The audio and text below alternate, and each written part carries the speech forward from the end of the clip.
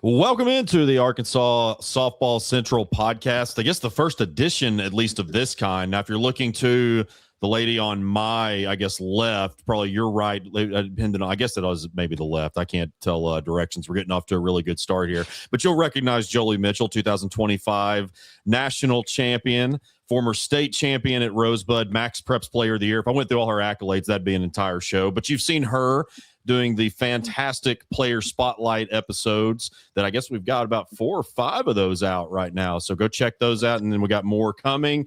And then, of course, my right-hand man, Jared Hawthorn, a.k.a. the Softball Guru. This is year 5 of softball coverage for Jared and I. So excited for that. Now, just a quick little reminder for when we started this about a month ago, started Arkansas Softball Central a month ago. I'm not going to be near as involved. I don't even know if I introduced myself. Kyle Sutherland, Arkansas sports reporter is probably the easiest way and shortest to describe me. But I won't be near as involved as I have been in the past. You know, Jared and I, we've done podcasts for the last 4 seasons together every single week. You know, my role with the Razorbacks and all the other things that I do is just going to not allow me to be on every single week. So these two are going to be really driving the ship. But I figured, why not hop on? Gosh, it's crazy. We're halfway through the season pretty much. We're past spring break. Now we're in April, guys. And as Jared, you and I always say, once we get to April, that is when it really, truly starts counting with all these conference games. Yeah, I'm super excited about getting into the season, finally getting a podcast going. Really over the top excited about getting Joley involved. We finally got somebody that knows something about softball to get on here with us. So, it's going to be a fun season, and I've been enjoying watching her interviews with the young ladies and really getting to learn a little more about each of them and seeing some of the behind the scenes stuff. And there's been some really good ones lately. So I really encourage y'all to go to the page and watch those. There's some great info there, and encourage your young softball players to watch those because there's a lot of great information for them to learn from, to help hone their skills, to know how to deal with pressure, to know how to deal with the mental side of the game.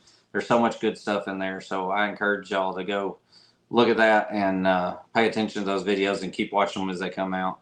And I've just been trying to get out, watch a little bit of high school ball, but I've been watching a lot of college softball this year, a lot of JUCO softball with Joley being over at National Park. So had to go rep them up tonight, So it's been a lot of fun just watching a lot of softball this spring.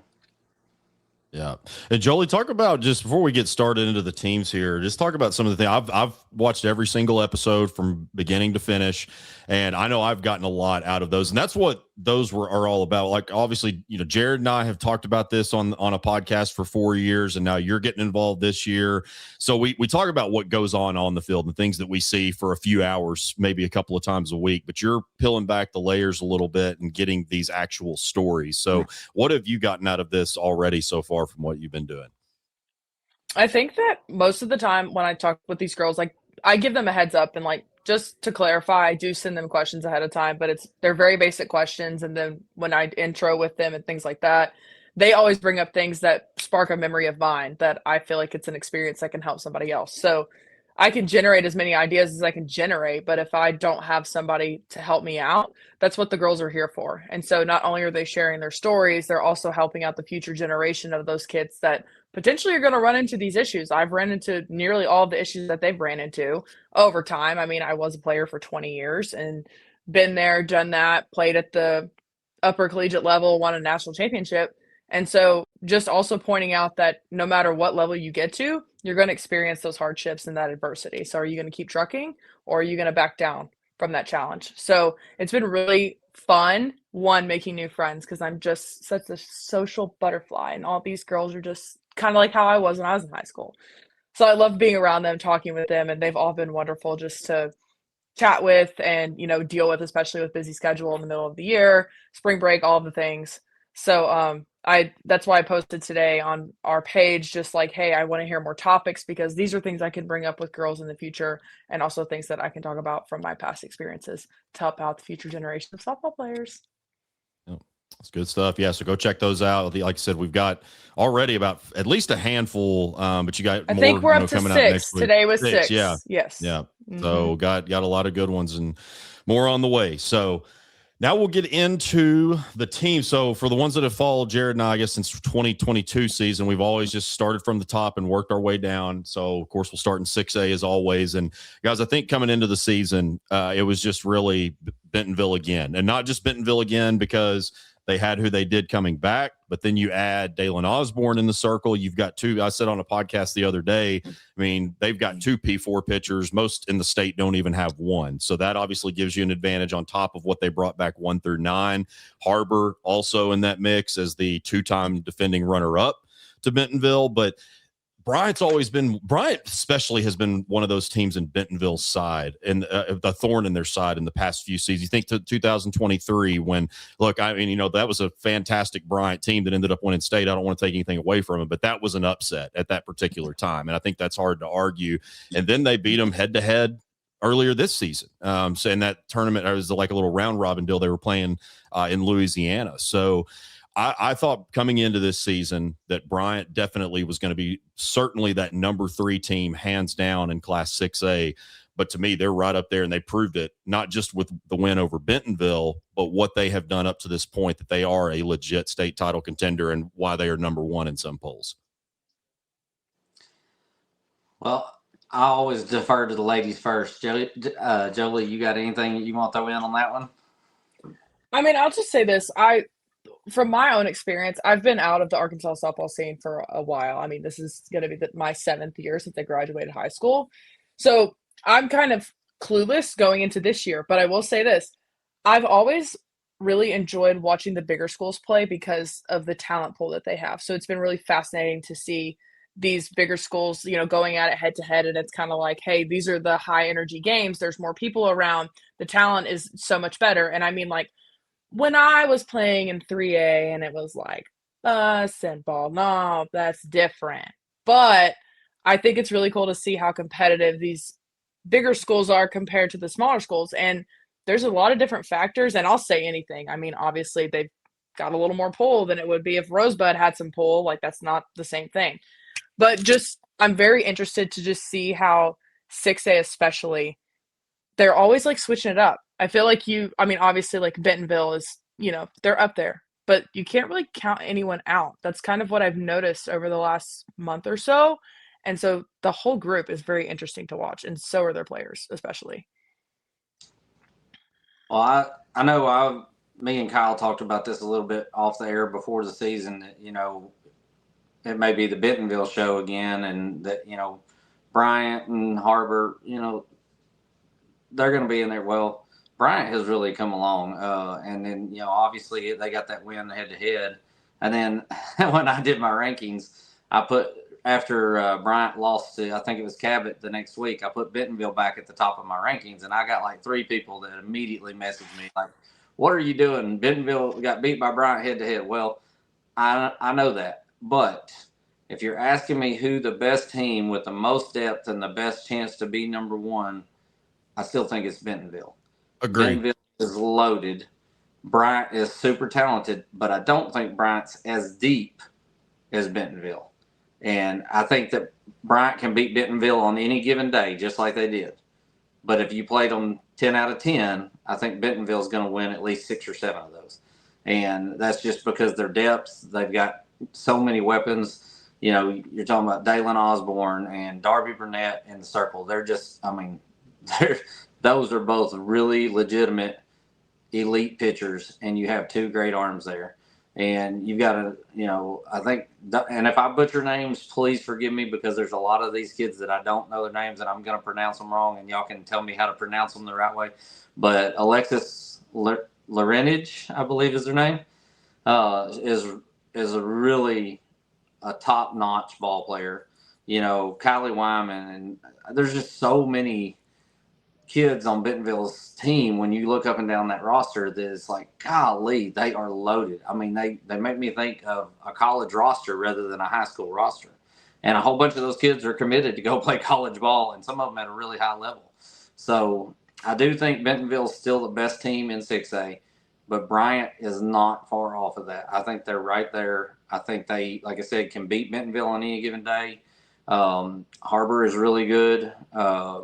Conway and Cabot have been strong this year already, more so than I thought. And I'll tell you, a team that's kind of surprised me so far in 6A is Fayetteville. Fayetteville has looked really stout, and like they've really made a move this year compared to previous years. So far, that's kind of where I'm at on the 6A side of things. And of course, we all put out. Kyle puts out his rankings. I put out my rankings. We have the media poll rankings, and they're all a little different. Mine and Kyle's are usually pretty close with just a few changes. Some of the media poll ones I looked at and I was like, who's voting? But wait a minute. Oh yeah, I'm one of the ones voting. So but it's a lot of fun, and it's cool to have. Like, I've had probably 10 people message me asking about, hey, why did you rank this one above this one? And when I give them my explanation, and they're like, oh, I didn't think of that. So, it's more than just looking at this team beat this team head to head or anything else. It's looking at the whole deal. So when we get into rankings, just remember, we're looking at 3, 4, 5 layers deep, not just the surface. Yeah. And talking about Fayetteville, that was my sleeper coming into the season. I think that they've definitely surprised. And then you look at, you mentioned Conway and Cabot, and Cabot has been the one that's been one to, because they've taken a few lumps, but they do have the win over Bryant. They do have a win over Harbor. So they beat Bentonville West. We're recording on Friday. They beat Bentonville West, I believe, 5-2. I know they won, but I can't remember the exact score. So yeah, I think the Central might be just a little bit, because Conway was always one of those that after they went to state in 2021, it was a little bit hit or miss. And you think about Sylvia King and all that now she's a senior this year. Jared, we've talked about how many, she's thrown like 1 million innings since her freshman year, literally threw like every single inning for Conway. I think, or maybe her freshman through junior year, but I know for sure her freshman and sophomore. So yeah, it's definitely looking pretty deep. So yeah, Cabot is the one that I think that I'm probably Fayetteville out of the West, and then Cabot out of the Central. That's probably, I would say, the two that have surprised me the most, that I maybe didn't quite expect as much from. Yeah. Well, I can't disagree. I don't know if Joley has anything else, but it's going to be a lot of fun to see now that they're back in conference. Most everybody's back in conference. We're gonna really see some of those head-to-head battles in the next 2 to 3 podcasts. It's going to be a lot of fun to talk about some of those head-to-heads and how these shook out, and if we still believe 2-3 weeks from now what we believe right now about these teams. Yeah. Well, what I was going to say was talking about like people reaching out and asking about rankings. Like, I kind of think about this from the college perspective, because that's kind of like where I'm hot. That's like how I lived it. I've done that, and we get RPI and strength of schedule and head to head, and like sometimes the head to head, sometimes it mattered, sometimes it didn't. And of course, like playing in the SEC and things like you're going to be playing in a gauntlet anyway. It is going to be ever changing. And just because head to head might be Bentonville, Bryant gets the win. Bryant had a worse loss. That's how it goes. And if you don't like our rankings, you don't have to like them. Like, sorry. Well, it's like last week. Well, like for instance, and I'll say this and we'll go to 5A. Like I do SEC, like my site, hogbeat.com, we just do our own SEC power rankings for fun. It's like our subscribers like it, people get involved. So we have a guy do baseball and I do softball. And Ole Miss they struggled this year, but then they took the series over Tennessee last week. You just have stuff like that. And then, Mississippi State's a good team, but like they gave Tennessee their first loss of the season. So yeah, it's a whole process, and it gets really tricky. And then they lose to South Carolina today. So it's like Tennessee is like headed down, even though that like, okay, 1-1-1. All right. They had a bet. They're changing. Just because my opinion doesn't align with yours, maybe you're a little biased. I'm just trying to be realistic. As long as they're talking about the game, and Jared and I have said this for years, as long as they're talking about the game, then if they're hating on it, then that's fine with me too. So that's it. That's all that matters. So heading down to 5A. So had a really interesting series doubleheader. Of course, you do the 5A doubleheaders. Had a doubleheader on Thursday night with Greenbrier and Benton. Greenbrier took the first game. Benton took the second. Now, Jared, wasn't Greenbrier ahead in the second game for a bit as well, and then Benton made a comeback? I think that's correct. I know that Greenbrier won the first one, Benton won the second. So, Greenbrier coming in, and look, Jared, we were high on Greenbrier last year too, but they just played in such a freaking stacked conference, and that's how we started 5A off every week last year. I feel like was we said from the preseason pod till pretty much Benton won the state championship. That's what we had talked about, was just the depth of the Central. And that was, Greenbrier was good last year, but they just slipped up a little too much in conference, didn't get one of those 4 seeds. This year, they got a new coach, obviously, Greenbrier alumna, Stephanie Davis is there now, doing a great job in her first season. And she did a great job at Quitman, so I'm not shocked whatsoever at that. But I think right now, Valonia obviously in that mix too. I think they're still undefeated, but you've got 3. So I guess that's still the Central Conference. Yeah, it hadn't switched. So you've got 3 of the Central teams pretty much inarguably at this point in the top 3. Now we'll talk about a few other teams here, but Benton to me is still number 1 just with their overall schedule, getting that win over Greenbrier. Greenbrier probably, I think you would probably say, is the pretty easy number 2. Still, again, there is some arguments for Valonia, but nonetheless, 1, 2, 3. It's Benton, Greenbrier, and Valonia, whichever order you want to put it in. Yeah, for me, and I'm really torn on whether or not Benton, Greenbrier number 1 for me. Greenbrier is really a lot deeper this year, and I had them 3 to 4 coming into this year. Pretty much on everything I looked at.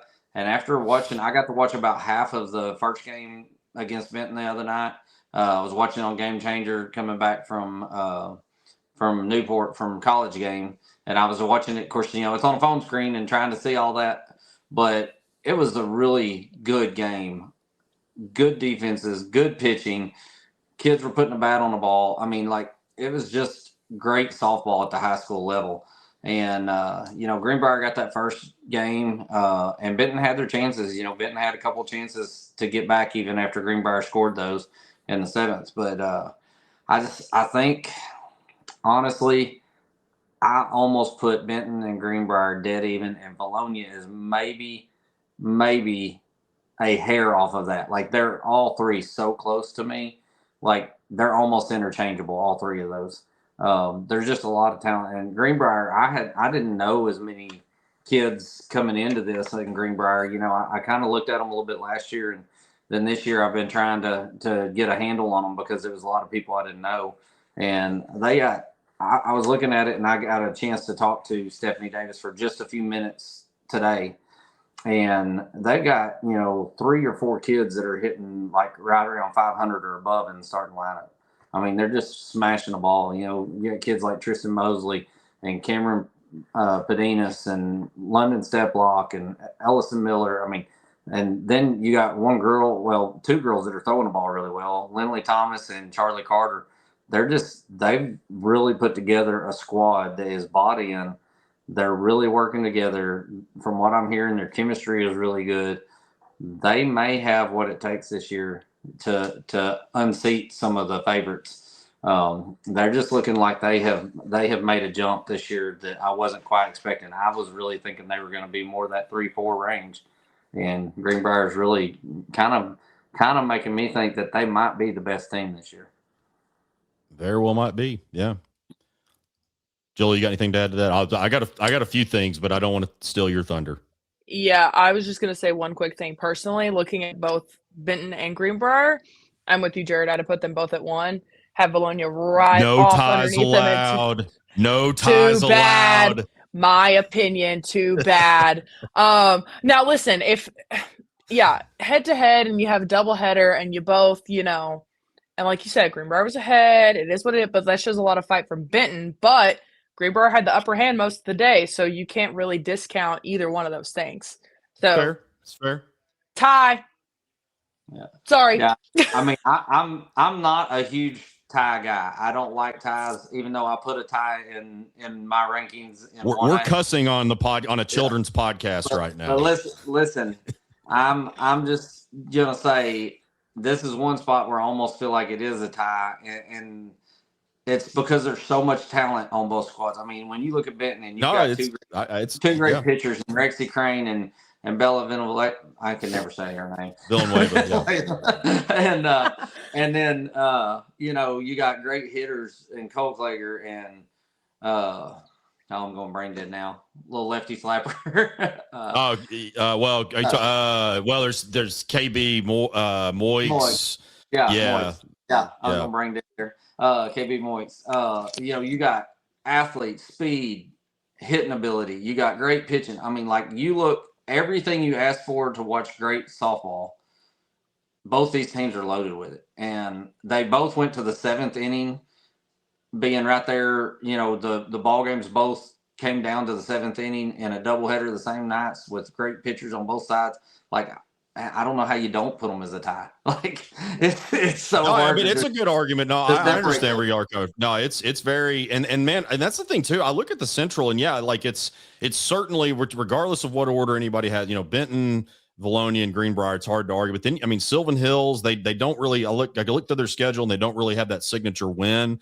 But still, I mean, they've got a D1 catcher, they've got a D1 pitcher, they've got a D2, a top D2 center fielder, that's going to Pittsburgh. I mean, they've got legit talent on this team, and they were kind of a victim of that last year. That same with Greenbrier. They weren't able to get one of those 4 spots. And then you look at a Maumelle team that, I mean, I don't know that I'd put them in like a conference champion category, but they gave Valonia all they wanted the other night. So I don't think the league is quite what it was last year, but it is still ultra, especially those top 3 spots, but it's still ultra competitive.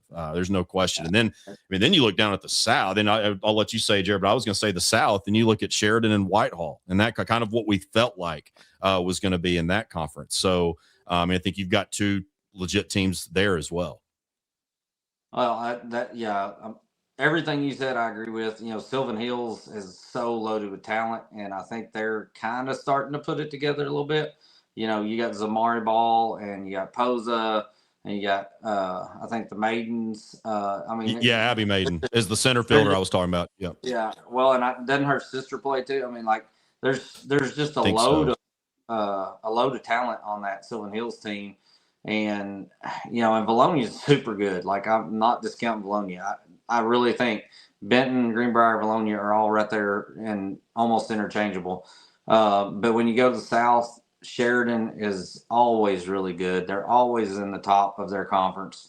Hoffman does a great job down there with what he's got. And really, Abby Eggers has just been lights out in the circle early for them. For her to come in and just light up high school ball and throw as well as she has thrown. And we saw it. We kind of knew it in travel ball coming into this because we saw her 2 or 3 times in the summer in travel ball. And she came in as, a 14U kid throwing in 18 open and just making people look dumb.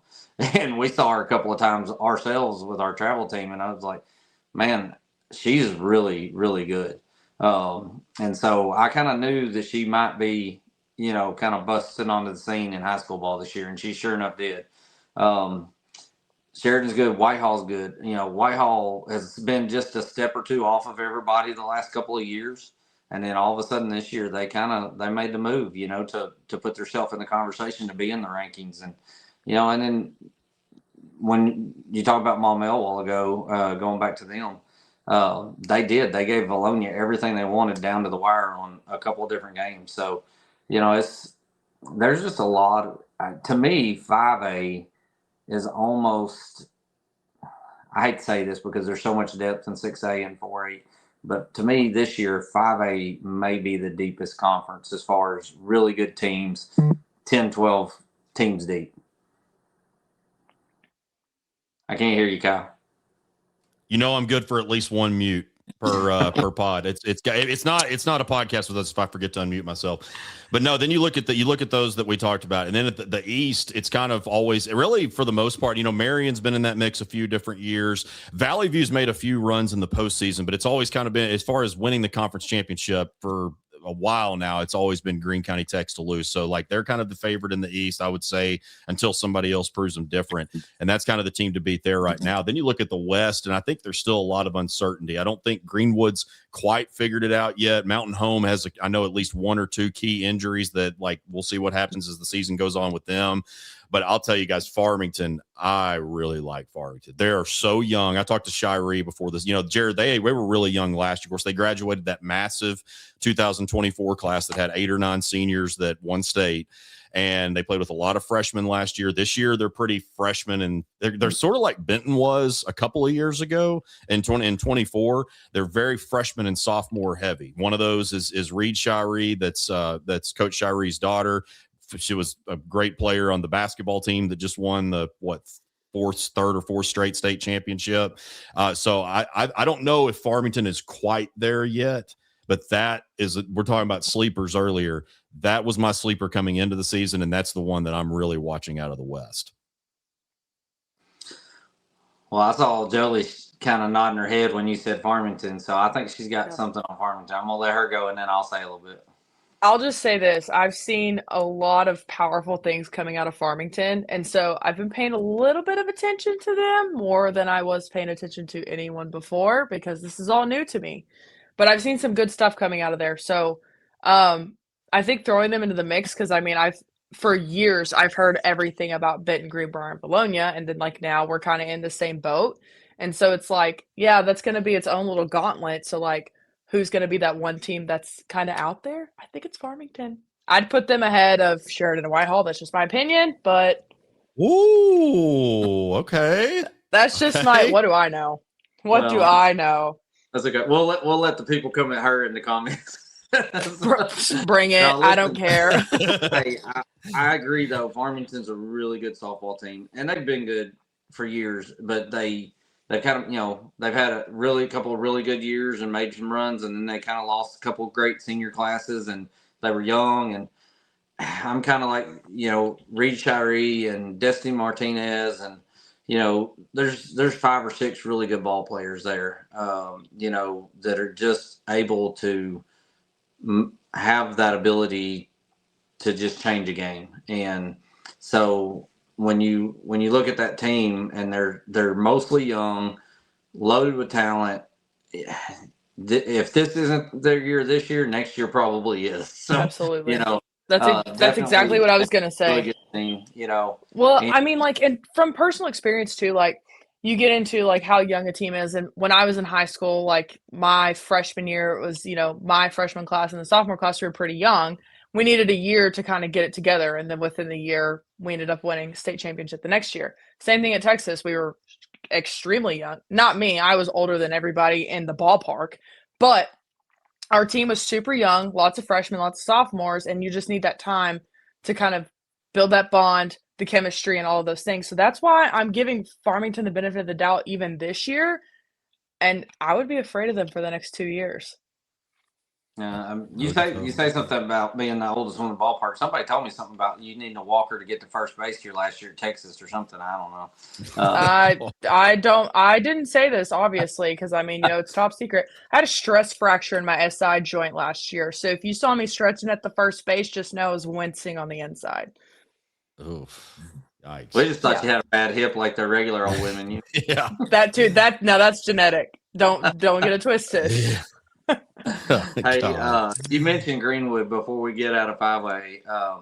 I was a little kind of on the fence about Greenwood early this year because they dropped a couple games in the first couple weeks that I was like, this doesn't look like the Greenwood that I know. But in the last couple of weeks, they've looked a lot more like the Greenwood that I know. And yeah, I take that back. I said they hadn't gotten it going. Actually, they've won 5 of their last 6. So I take that back. Okay, so maybe I was stuck on the early season a little bit. Yeah, they've won 5 of their last 6. So I stand corrected. Yeah, I was in the same boat. The first 10 days, 2 weeks, they lost a couple games that I didn't expect them to lose, and then they've won some good, strong games in the last 2 weeks. So Donald Hart's probably kind of cracked the whip a little bit and got them moving in the right direction. So yeah, they took one on the chin. So they beat up Conway 14-0. So they took one on the chin to Greenbrier. Then since then they've won 4. They beat Conway, Morrilton, Russellville, Siloam Springs. So yeah, no, I guess I was still just a little bit too stuck on the beginning. I was stuck on a month ago basically because they did lose 2 straight. So they split 3-3. So yeah, no, this might be the time where they turn. And the West is always one of those conferences. It seems like I feel like we've talked a lot about Greenwood through the years, but it's like a Mountain Home. Like a couple years ago when Mountain Home beat, I think Texarkana Arkansas High was a 2 seed, and Mountain Home was just hitting bombs all over the field, and no pun intended, bombers. And they were just hitting home run after home run. And so like the West always has one of those that just kind of sneaks up on you a little bit. So who knows what could happen. But and I'll tell you the other thing about Greenwood before we get off them. Yeah. One big thing that's really making a huge difference for them this year is they've got a kid like Emily Creason that is just knocking the cover off the softball. Kind of like maybe back in the day, Joley Mitchell, hitting bombs left and right. So Emily Creason has really just smashed the ball this year. We had a post on the page last night, I think, from her that that we got on the page that she's batting almost 700 for the year and already hit 8 or 9 bombs with I don't know how many RBIs. I mean, she is just crushing the softball right now. She's seeing it really well. So that's probably a good part of the reason that Greenwood's really found their groove and gotten rolling. Yeah, no doubt.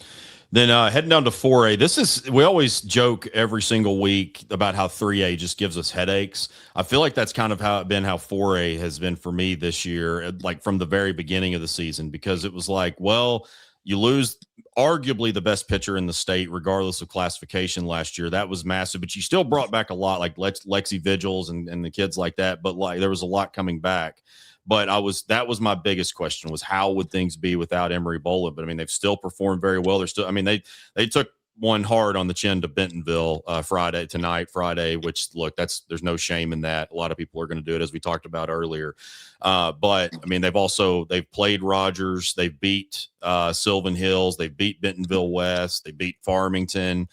They played Fayetteville. So, I mean, they've been playing. They played also Rogers in their scrimmages in their benefit game. So they played yet another. That's the thing about Josh Reynolds. He's still going to schedule tough. He's still going to get his kids prepared because he understands. And that's another thing we've talked about, the depth of the 4A1 and year in and year out. So you think of teams like that. Also, Lone Oak, Malvern. I'm just going through my personal rankings here. That's just what I'm reading off of. But like Lone Oak, Malvern, Star City, I know lost the other night. Brooklyn too. Brooklyn was one that we were very high on last year. They were a little bit up and down as a young team, and they lost in regionals. So I know that they have a lot that they want to prove this year. But Jared, Malvern is looking ultra strong right now.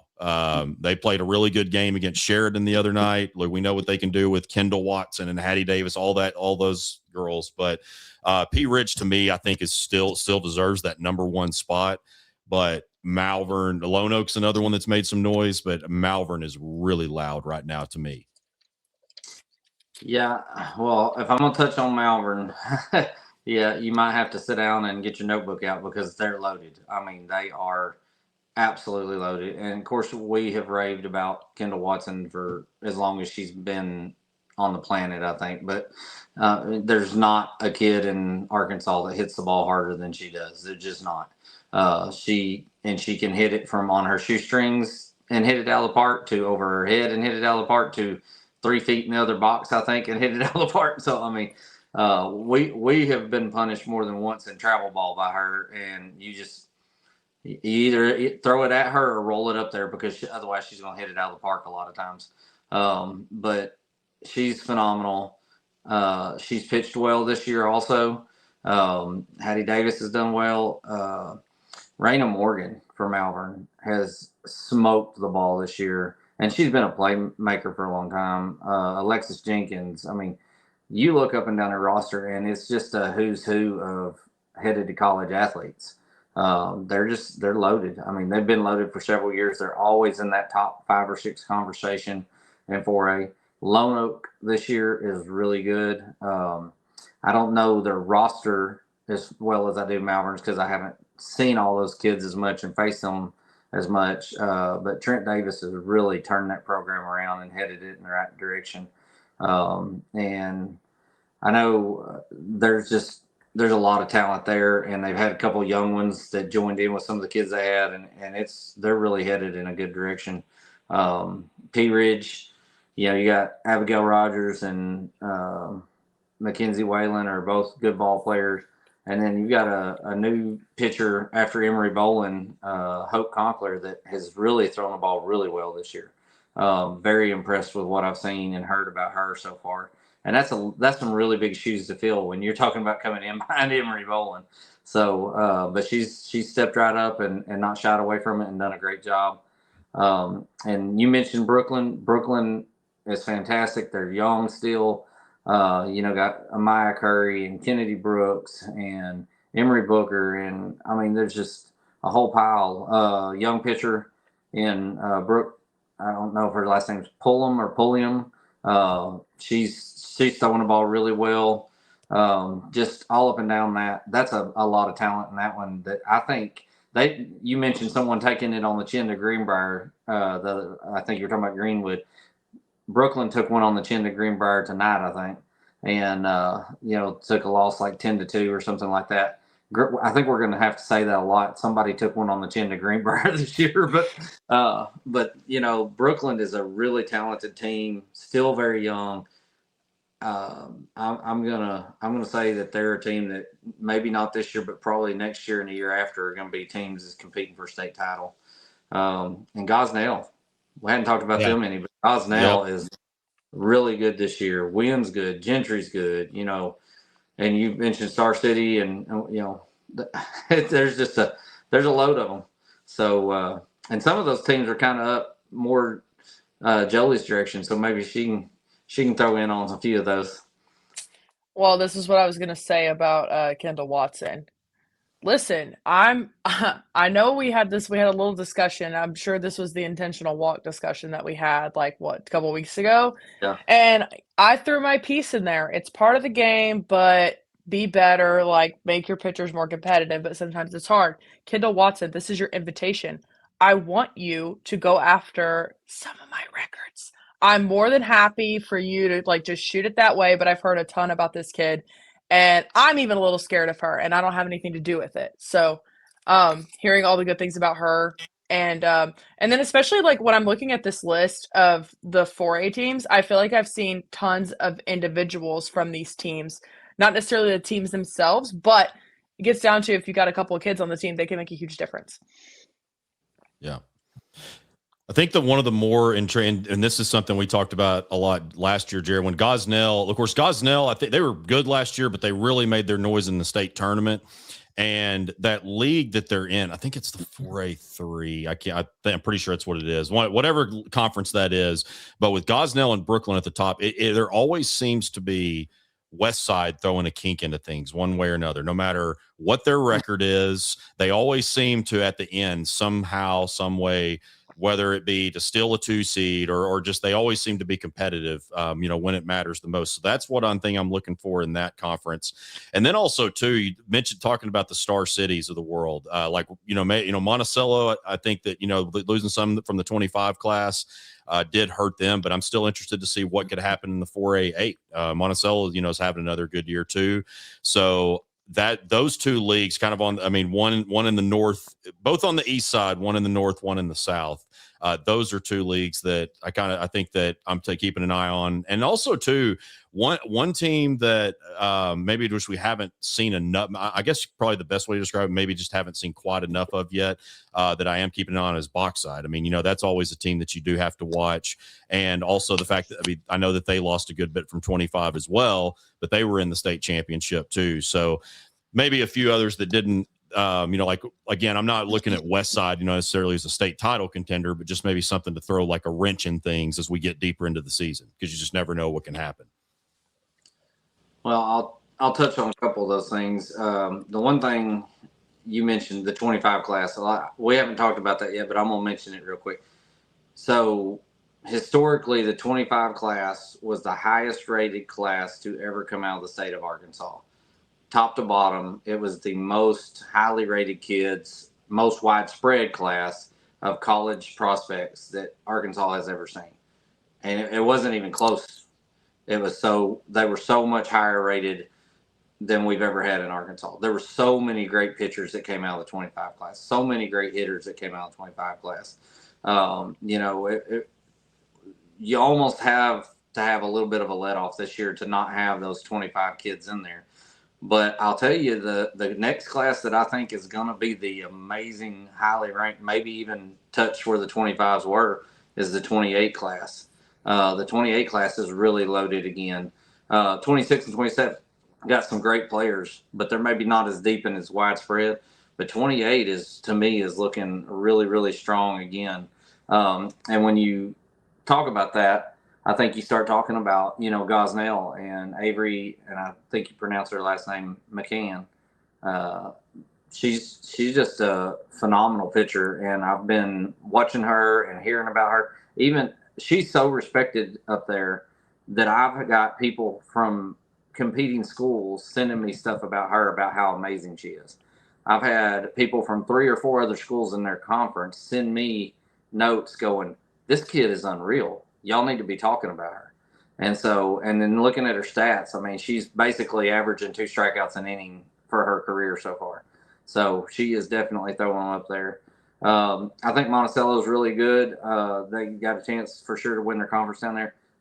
But you just have a hard time replacing a kid like Elena Lyle. Elena Lyle was just a phenom, and she's killing it at the college level at OBU. Monticello is going to be really strong. I think they're going to win their conference very possibly, but they're just anytime you lose Elena Lyle, you're almost rebuilding, So outside of that, I think 4A is just, they're loaded. They're deep. No doubt. Then we'll head on down to 3A. That is still, like I said earlier, I think that. Oh, and so yeah, Jolie's happy now. This is her classification. She's got a ring. She's got a ring from this class. But no, that, like I was saying earlier, it's maybe 3A doesn't give me quite the headache that it did before. It's still very, very deep. But I feel like literally in some years, and maybe who knows, maybe in a few weeks I'll change my tone. But I don't. I felt like in the most recent years, there might be like legit 8 to 10 teams. When you talk like Atkins, Boone, like just in the last few years, Atkins, Booneville, Lincoln, Mayflower, there was Ashdown in that mix for a bit before they moved up to 4A. I mean, you could just keep going on and on. Harding Academy has always, they went to state last year and they've had some good years. So, I mean, you could just keep on going on and on. I do think Harding Academy is the top team right now. I think, with Ace Ellis and Corey Hastings, that whole crew, I think that is the number one team. Lavaca and Lamar have been making some big time noise right now. They had a big match. I know that Lamar is going to be really hungry to get back on the field against them in their next game. And then you also look at, I know that Smackover took one. I'll tell you, so the Smackover conference, that 3A7, they lost to Bismarck. I talked about just a second ago with the conference with Brooklyn and Gosnell and Westside and all them. The 3A7 is going to be extremely interesting because you think about Smackover still good, but they're 0-1 in conference. Bismarck is 2-0. Genoa Central is 2-0, but they're 6-8. So that's where it's going to get really interesting down in that southwest corner. I actually had Genoa and Smackover preseason ranked. Now, will there be a major state contender? I would say probably when it's all said and done that Smackover would be the one when it's all said and done. But Bismarck making some early noise at 2-0, and so is Genoa Central in that southwest corner. I'm going to let Joley go first. Okay. Well, I will say this, okay? I have watched maybe 2 games in person this year. And embarrassingly enough, one of them was Ball Knob. I was pretty impressed with Ball Knob. I'm not going to lie. Yeah, yep. I actually was very impressed with their team and I grew up playing against Maddie, playing with Maddie Pierce, and seeing her get success with that team in such a short amount of time is that's awesome, especially somebody that I've known for so long. But they looked pretty sharp. I mean, of course, it was at Heber at a 9 a.m. weekend game, so it's I know it's early, those types of things, but I can't remember who they were playing, but they actually look pretty sharp, and they make a mistake, and I could see, them chatting with each other, communicating. So those little things that actually matter. But in 3A, I mean, they're all I've seen recently. I see some stuff about Harding Academy. I know some people around here. But I mean, other than that, I always feel like Smackover is always in the mix. So I'm kind of with you on that one where you can't really count them out. You can't really count them, back 2 or 3. But I kind of agree with that. Very interesting to kind of see how this is going. So I have a headache in the last 5 minutes about talking about 3A.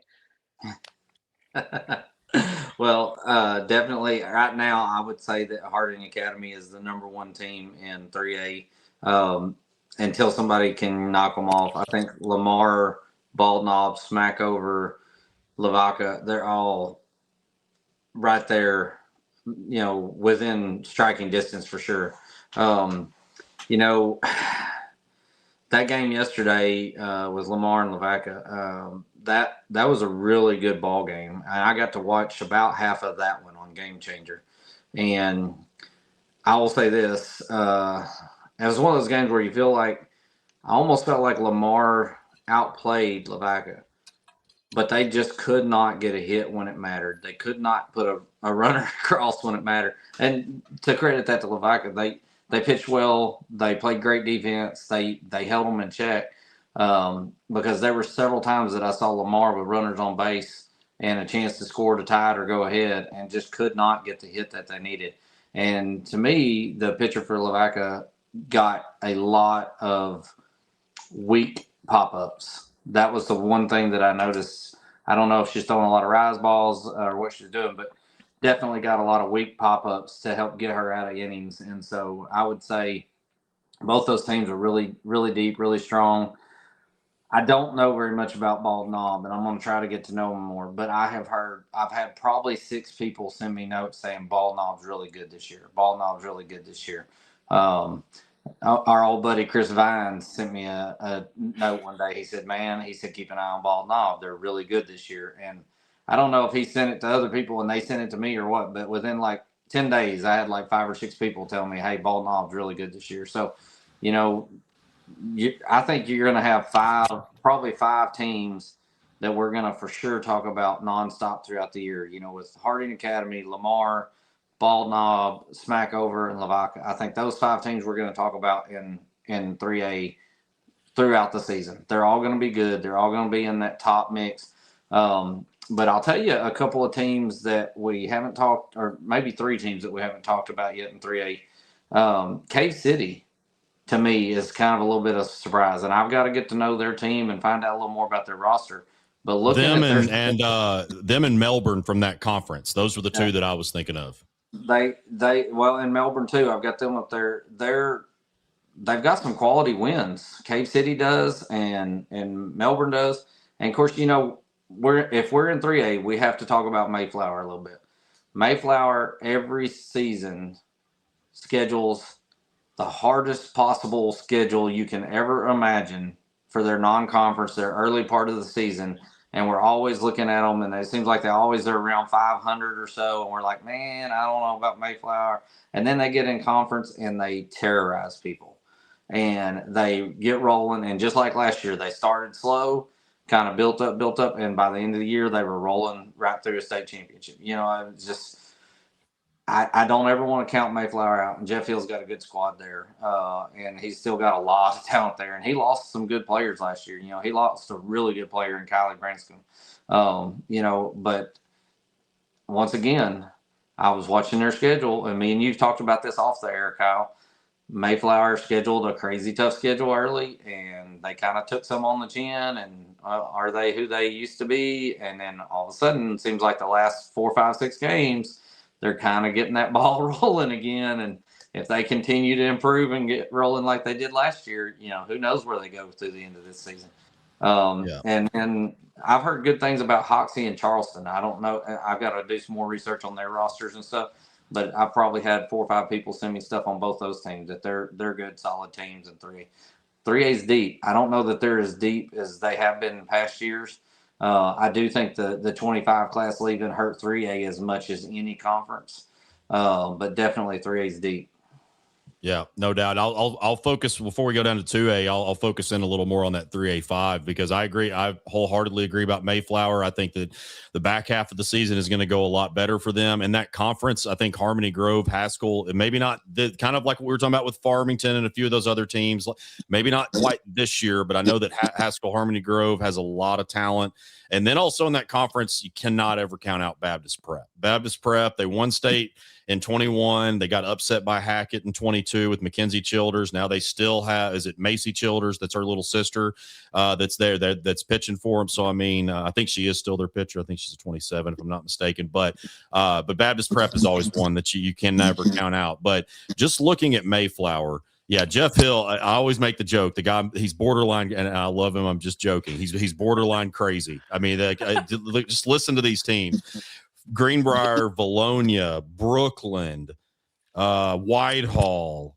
I mean, and then you got a conference win over Baptist Prep. I mean, yeah, they absolutely stacked this thing again, especially those first two games. Two of their first three games were Greenbrier and Valonia back to back. They were scheduled to play Maumelle. That one got canceled. I think it rained that weekend on March 9th. So yeah, craziness. So it would not shock me at all for Mayflower, maybe if they won a state championship again, but at least to make another deep run, certainly win their conference title, maybe, district or regional title as well. But I think that the best is coming for the Lady Eagles. And that kind of ties into how I want to start off 2A, because 2A, I said this in my notes last week, the state the person or the team that does win the state championship might not even be in the rankings right now. I still think that we can't quite forget about Riverside. I know they lost just about everybody.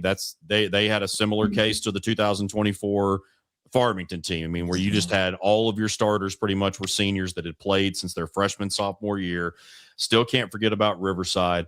I say the same thing about Quitman. Marty Rhodes is another. Jolie, you know this. He's another crazy cat who schedules everybody that's tough. That's what. Hey, and I admire it. All the Rhodes are like that. Maddie's like that. She did that at Bauxite. I mean, that's what they do, and I wholeheartedly appreciate and tip my cap. I'm not wearing to them, but yeah, Horatio.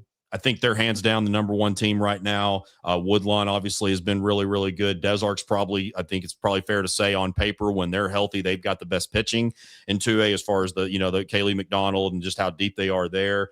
Tuckerman is another one that's played a really tough schedule that's a little above 500. I think that we were very high on them before the season.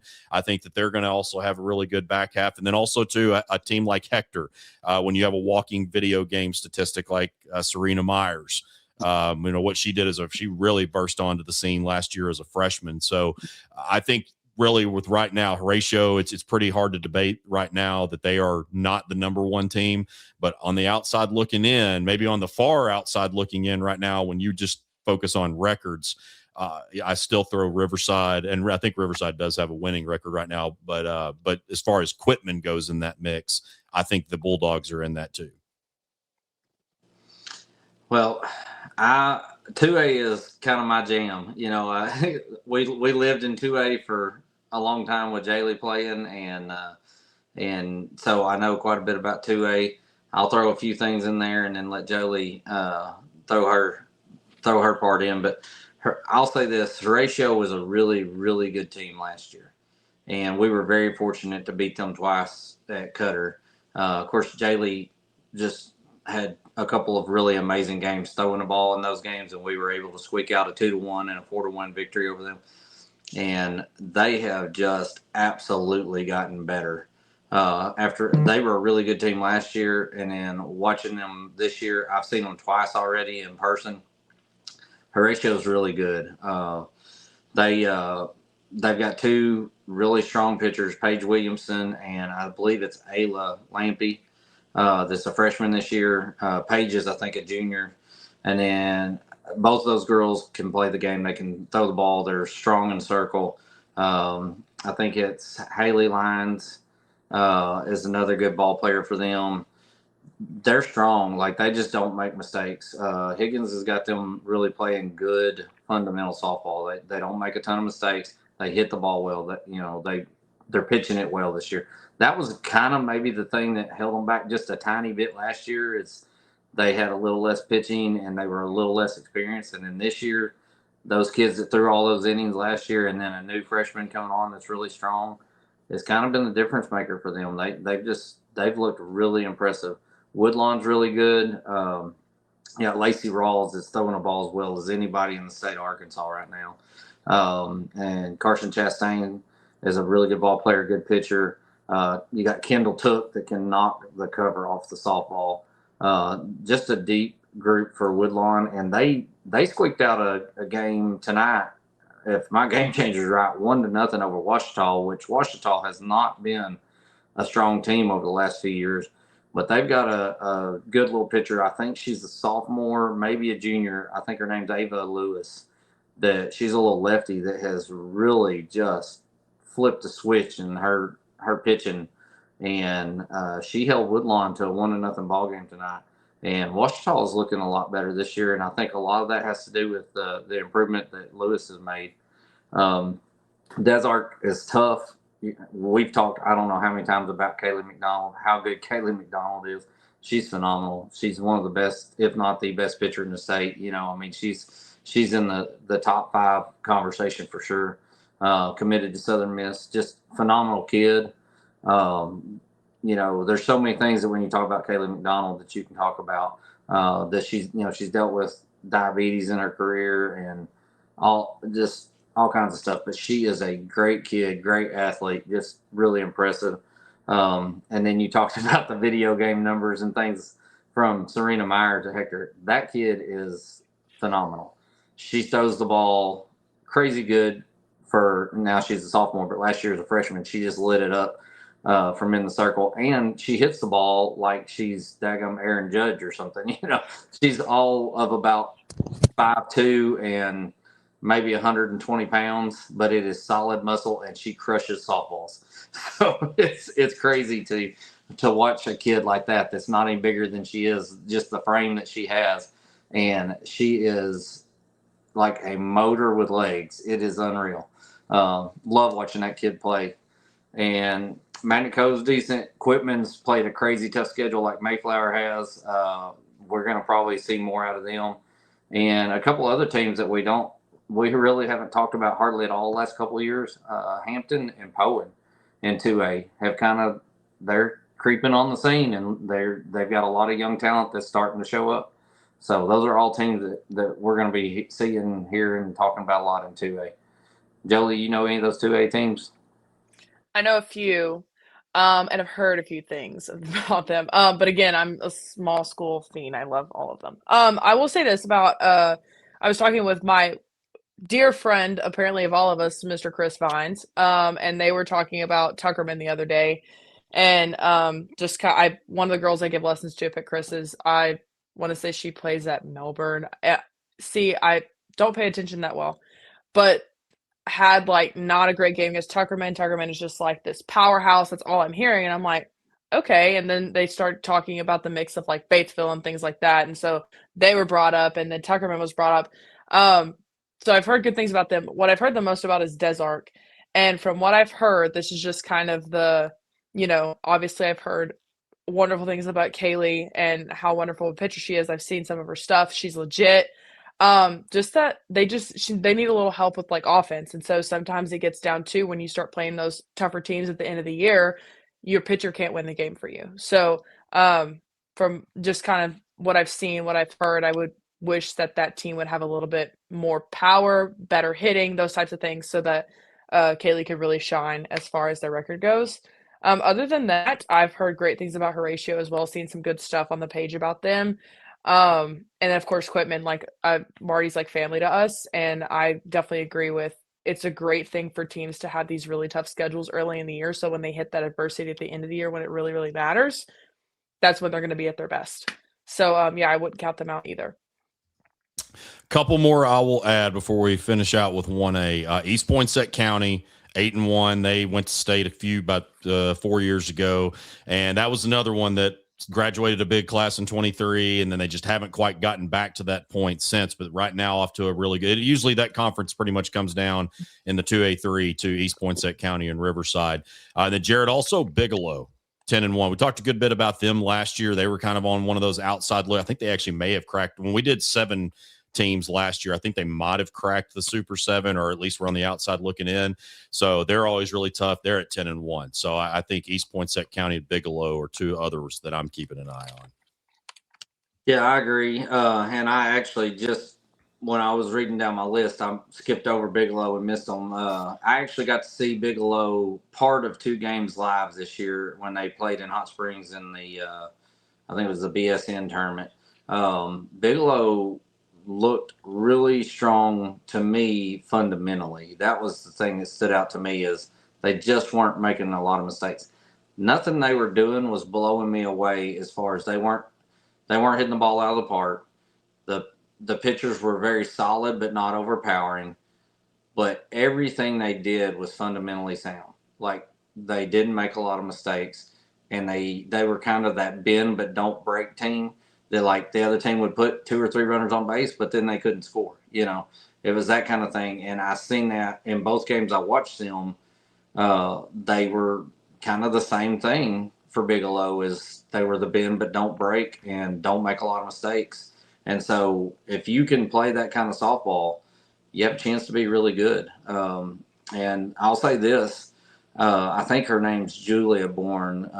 We played against her the last couple of years, and she was always second pitcher with Starks. I can't remember Starks' first name right now. I think it was Briley, but there's a lot of Starks. Yeah. Briley Starks. Anyway, those two were both solid pitchers for Bigelow in the past, and then Starks, I think, graduated when Joley graduated, if I'm not mistaken. But both times I got to watch Bigelow this year, that Julia Bourne was throwing the ball. And like I said, she's not overpowering people. She's not throwing the ball 62, 63 miles an hour, but she has good spin, and she got a lot of weak contacts. And she really managed the games well both times I've seen her. So really good improvement from her that I've seen over the last 2 or 3 years of watching her play. She's really doing a lot to help her team this year. Solid little lefty pitcher. And then Joley mentioned Tuckerman, and I've got to see Tuckerman twice this year, both times in Hot Springs. And Tuckerman's played some good teams this year, and their record doesn't look crazy impressive. They're a little over 500, but they've lost to some really good teams. So Tuckerman still has a real chance to make some noise for sure. And then last but not least in Class 1A, stop me if you've heard this before, it's Taylor's until somebody takes it from them. And, hey, look, Scranton is looking tougher and tougher every single year, but Taylor is the 8-time defending state champion. It's weird not seeing Ayla Buford's name in the box score. Definitely, I told Coach McHenry that before the season. It's going to be definitely weird not seeing 12 in the circle. I know Aniston Nolte. I actually haven't checked her number, but obviously doing pretty well. I know that all of Taylor's doing pretty well because they're off to another really good start. Also playing a tough schedule. I mean, they always typically play the toughest schedule in 1A, and rightfully so. So, you look at them in Scranton. Scranton, they went to the state final against Taylor when they had all those freshmen and sophomores, a lot of them still playing, so tons of innings. Westside Greers Ferry, cannot ever count them out. Bradley, who is the arch rival, the arch nemesis, also the what is it? The school district. I guess it's the Bradley. I don't know, but they're in the same school district. I don't want to butcher it. So in the same district, but they're friendly arch nemesis that they played in the 2023 state final. Bradley is looking pretty good this year too. But I think the team that we're talking about that we really never have before, Jared, is Norfolk. Now, I don't want to pronounce Bella's last. I don't know if it's pronounced Villarreal or Villarreal, but we'll call her Bella V for now until we get the actual pronunciation. But nonetheless, her play has been extremely loud. I mean, she throws over 60. It's going to be really hard to touch that stuff for a lot of team, for just about any team in 1A. I think the biggest question for Norfolk is once they start, and they're playing a tough conference, so they're going to get some good looks even before postseason play. But that's going to be the biggest thing. Can they string some hits together? They've got as good a pitching as any in Class 1A. But to me, until somebody else proves different, obviously Taylor is the queens of the class, as we have said so many different times, and Scranton's right there behind them. But I think that this class is a little bit more loaded maybe in years past, as opposed to just being, a Taylor Invitational with a Bradley or a Westside or a Scranton right there behind them. Well, I definitely think it's the most wide open that it has been in a really long time. We'll start with Taylor. Taylor's fantastic. They're always fantastic. They definitely, this might be the year that somebody knocks them off at the top of the hill. And my money is on Scranton if somebody is going to knock them off. I am really impressed with Scranton. I have consistently put Taylor and Scranton number one in my rankings, tied for number one. And I know you hate ties, and I'm not a big fan of ties. Oh, another tie. Yeah. Ooh. I'm not a big fan of ties myself, but I can't separate them. And I'll tell you the reason why. Because I'm a huge fan of Aniston Nolte. and the character and the amazing kid that she is, and how much she's improved, and stepping into those shoes of, coming in behind Ayla Buford, who was, a 4-time state tournament or state championship MVP. Listen, I love Ayla, and Ayla was amazing. And Aniston has done a great job of stepping into those shoes. Really throwing the ball well. She's hitting the ball well. I actually, Courtney sent me some stats on her earlier today because I had reached out asking for some stuff, and I forgot to get them where I could look at them. But she's batting like, I want to say around 600, and striking out like 1.5 to 2 an inning. So she's really come on the scene to come in behind Ayla Buford and do well. Taylor's really good. I'm not sure they're quite as good as they were the last couple of years, but they're real close. But Scranton, I'm going to tell you a little bit about them. They're outstanding, and they've been just a play away twice now of taking Taylor out. And I'm not sure that this isn't the year that they are able to find that next little, get over the hump, whatever it takes, that extra base hit or whatever it is to win a ball game to get there. You've heard me talk about Delaney Maynor. I don't know how many times on podcasts over the last couple of years. Delaney Maynor is an amazing athlete. She is an amazing person. I hold her up there and is about as high regard as any kids that we're going to talk about, as far as her character and the quality of kid she is and the athlete she is. But I'm going to tell you that the story this year for Scranton is a little bit more little sister Brecken Maynor. Delaney's had to have kind of like a little minor surgery, and it's kind of sidelined her from pitching for a few games. And I think she's back now, but Delaney's still doing great things with the bat and playing infield and stuff. But Brecken has been phenomenal this year throwing the ball. She's striking out, I think, over 2 an inning. ERA is down around 1, and her batting average against is like around .100. It is insane. Brecken is just wrecking people left and right. And Scranton has already got, I think, 5 or 6 quality wins, a couple of them against higher classification teams. I really think Scranton has a real chance this year of being the team that knocks Taylor off. Westside Greers Ferry is really good. Norfolk Bella is amazing. They did take a loss, if I'm not mistaken, to Viola this week.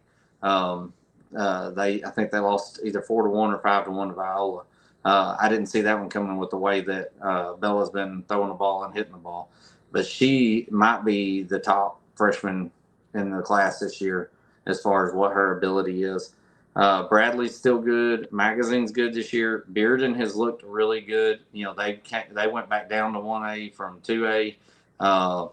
There's a freshman, I think she's a freshman there, Presley Lanyas, I think is her name, that's been just killing the ball on the, from hitting the ball. And then Nemo Vista, the last time I looked, they had 1, maybe 2 losses. So there's a lot more depth in 1A this year than I've seen in a while. So I think you did hit the nail on the head with that there's definitely more parity. There's a wider class this year in 1A, a lot more talent in 1A than we've seen in 2 or 3 years. Well, and I realized I goofed. I said that I was thinking Norfolk and Viola were still in the 1A2 with like Westside, Calico, Concord, and all them. I forgot that Norfolk and Viola have switched over to the 1A1, and that's definitely going to come down to Viola and Norfolk. And as you said, Viola's got the 3-0 advantage in the conference right now. So then, also Mark Tree 6-1, just kind of going through a few teams that have been off to hot starts. You mentioned Magazine. Nemo Vista is 8-2, Bradford 5-2. So yeah, other than that, it's kind of just been the usual suspects, as we say. But yeah, the 1A8 with Taylor, Bearden, Bradley, yeah, that's going to be fun as always. We'll see if anybody can dethrone not only in the conference but in the state from the Taylor Tigers. So. All right, guys, we just nailed that. Just a little bit over an hour of softball talk. Hopefully that gets everybody through the week. So appreciate everybody's patience. It's been kind of crazy getting everybody's schedules lined up, but no, got a lot of really good stuff going on. Jared and Joley, of course, on the podcast side has been killing it, as I said at the opening, and Jared's been most of I guess just about all the posts have been from Jared. So we appreciate everybody sending all those in.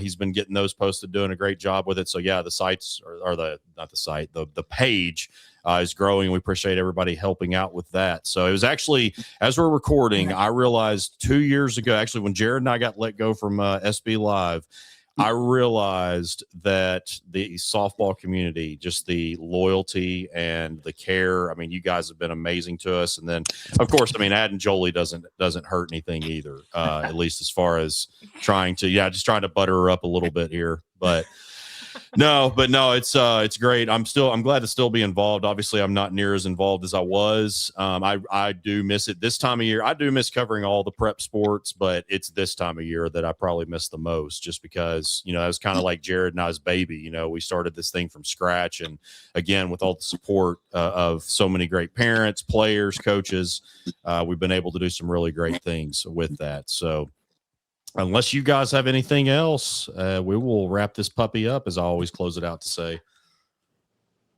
I just want to say that I'm really excited adding Joley this year, and just the stuff that she's done. Like I said, I mentioned at the top of the show, the stuff she's done with these interviews with the girls is just top-notch stuff.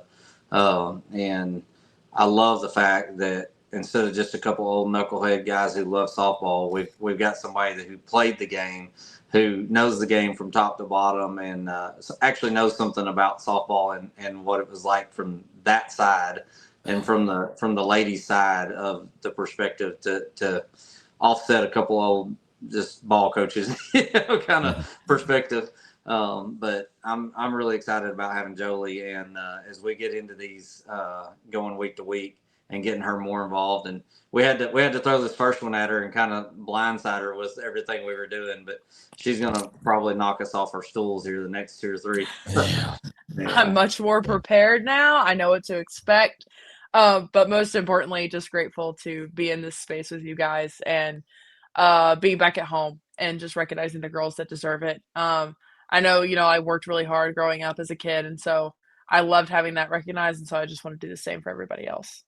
Yeah, no doubt. No, I've told this story a million times. Whenever, and so I'll close it with this. Whenever Joley and I did the interview, when you were on your way, what you did, I will so forever be appreciative, because Joley was literally boarding. I mean, didn't we do the interview? You were like in just a room to the side. We were. Yeah, it actually wasn't even a room. My teammates were. I can't remember what we were playing. We were playing some card game over at a table, and I was like, "Hey, I'm gonna jump off." And we're just at the FBO, just hanging out, and I just kind of picked the table in the corner. And and we did like a 50, and then the SID after like 12 minutes is like, "Hey man, we got to get on a plane, like we got to get out of here." And so I'm like trying to wrap. No, it was really cool though, and just how great she did on, just great of a speaker and everything. I knew is like, man, when she gets back to Arkansas, we've got to figure out a way to get her involved. And so now you're stuck great with me. Yeah, I know, right? I know. Now we talk now we're besties. We talk like every day. Now we're like holding each other accountable to make sure that I get the graphics made for the podcast, and like you get it uploaded. And we're like, oh crap, we forgot. Like we're texting each other like 11 o'clock at night. Like, no, we're like besties now. We bestie talk all the time. Like, hey, like, some stuff we can't say on air. Just holding each other accountable. Sure. Yeah, for sure. No. Well, good stuff, guys, and we look forward to. I will probably from some of these, I'll be behind the scenes, doing some producing and stuff, but I'll definitely be involved. But they're going to be kind of driving the ship for the rest of the season. And we've got some stuff for the off season as well. And so, like I said, this page is, meant for to kind of just really, I guess you could say, annual coverage in a way. Whether it's just like podcast or whatever, we want to do stuff throughout the year. So, well, all right. Well, this will wrap it up. Hope everybody enjoys, and they will catch you next week or sometime soon. We'll see you later.